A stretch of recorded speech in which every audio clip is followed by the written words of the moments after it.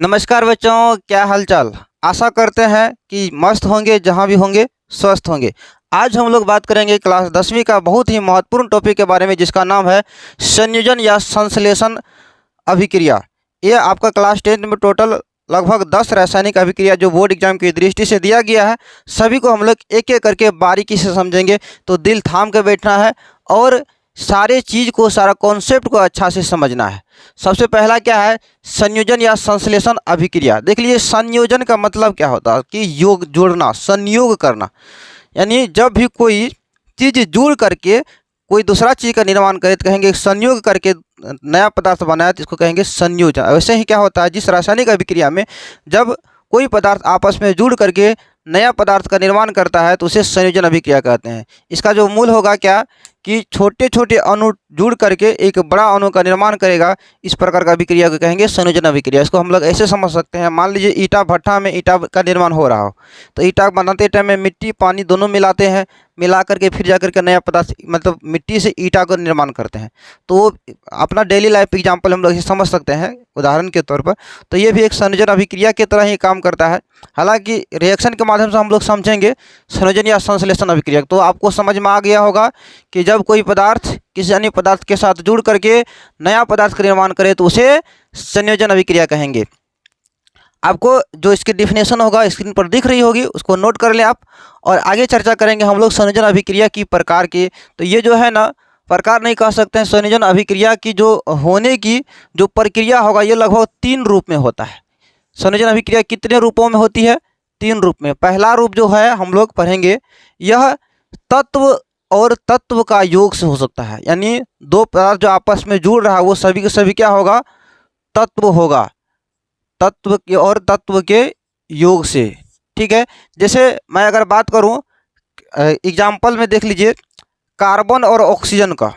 Carbon और oxygen ये दोनों को दोनों क्या है? कार्बन भी तत्व और ऑक्सीजन भी तत्व है, और ये मिल करके बना रहा है कार्बन डाइऑक्साइड, जो कि एक यौगिक है। तत्व और तत्व मिल करके यौगिक का निर्माण किया। ये पहला एग्जाम्पल है। और वहीं अगर हम दूसरा एग्जाम्पल की बात करें तो आप देखेंगे Mg को मान लेते हैं, Mg मैग्नीशियम, ये ऑक्सीजन के साथ जुड़ करके ये बनाता है मैग्नीशियम ऑक्साइड का निर्माण करता है। मैग्नीशियम ऑक्साइड का निर्माण करता है।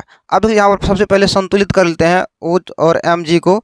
इनके अभी आगे भी 2 लगाते हैं, इनके आगे भी 2 लगाते हैं। तीसरा एग्जाम्पल देख लीजिए। तीसरा एग्जाम्पल इसी का, तत्व और तत्व वाला। आप Fe में S को जोड़ दो, यानी लोहा के साथ सल्फर को जोड़ देते हैं, तो ये मिल करके बनाता है लोहा के साथ ये सल्फर आयरन सल्फाइड बनाएगा, FeS का निर्माण करेगा। और यदि आप उसको दूसरा नाम कहें तो यह आयरन सल्फाइड कह सकते हैं।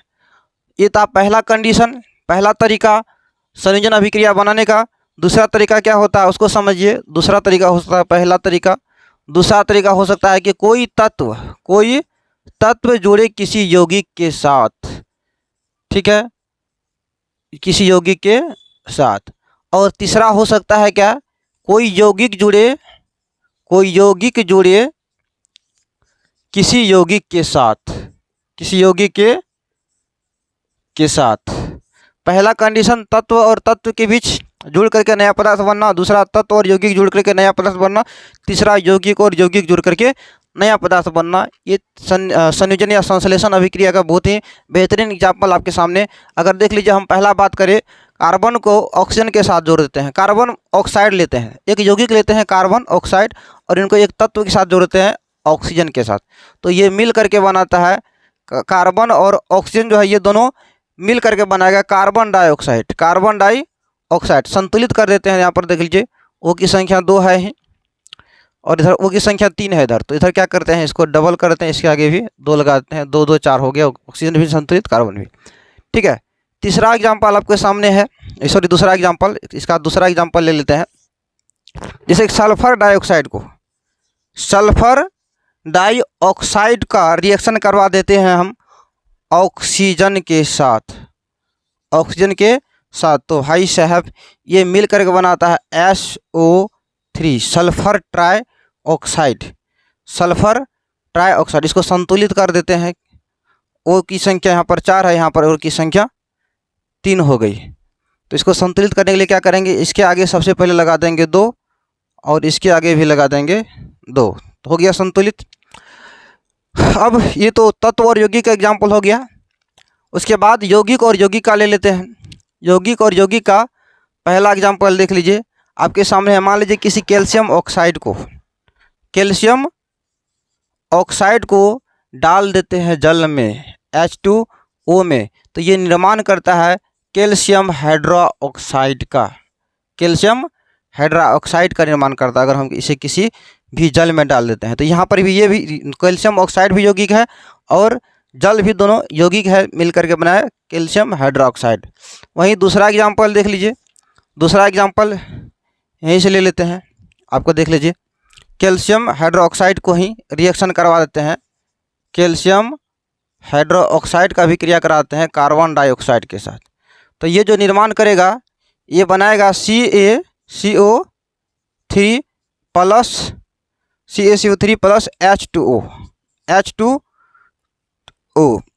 तीसरा एग्जाम्पल लेंगे भाई साहब सल्फर ट्राईऑक्साइड की जो अभिक्रिया है ये करवा देते हैं H2O के साथ, तो ये मिल करके बनाता है H2SO4। आप अब देख सकते हैं आपके सामने एग्जाम्पल है। संयोजन अभिक्रिया कितने प्रकार के हो सकते हैं, 3 प्रकार से हो सकता है, तत्व और तत्व के साथ जुड़ करके, दूसरा तत्व और यौगिक आपस में मिल करके, तीसरा यौगिक और यौगिक में आपस में मिल करके। फिर से रिवाइज कर लेते हैं। जब कोई छोटे छोटे अणु या परमाणु जब आपस में जुड़ता है, कोई तत्व भी हो सकता है, कोई यौगिक भी हो सकता है, जब कोई तत्व या यौगिक आपस में जुड़ करके किसी बड़े अणु का निर्माण करता है तो उसे संयोजन या संश्लेषण अभिक्रिया कहते हैं। जब कोई छोटे छोटे अणु आपस में जुड़ करके बड़े अणु का निर्माण करे तो इस प्रकार का अभिक्रिया को संयोजन या संश्लेषण अभिक्रिया कहते हैं। यह अभिक्रिया 3 प्रकार से हो सकता है, पहला तत्व और तत्व के साथ, दूसरा तत्व और यौगिक के साथ मिलकर के, तीसरा यौगिक और यौगिक के साथ मिले। सबका सब पूरा का पूरा यहाँ आपका एग्जाम्पल दिख रहा होगा, आप इसको नोट कर ले। और अगला जो वीडियो होगा वो हम लोग पढ़ेंगे विस्थापन अभिक्रिया के बारे में, ठीक है। आशा करते हैं ये वीडियो आपको अच्छी लगी होगी। अगर वीडियो अच्छा लगा तो लाइक कीजिए, कमेंट कीजिए, अपने दोस्तों के साथ शेयर कीजिए। और हाँ, यदि आप इस चैनल पे नए हैं तो चैनल को सब्सक्राइब कर लीजिए, ताकि जब भी मैं इस तरह का वीडियो अपलोड करूँ तो वीडियो सबसे पहले आप तक पहुँचे। जय हिंद।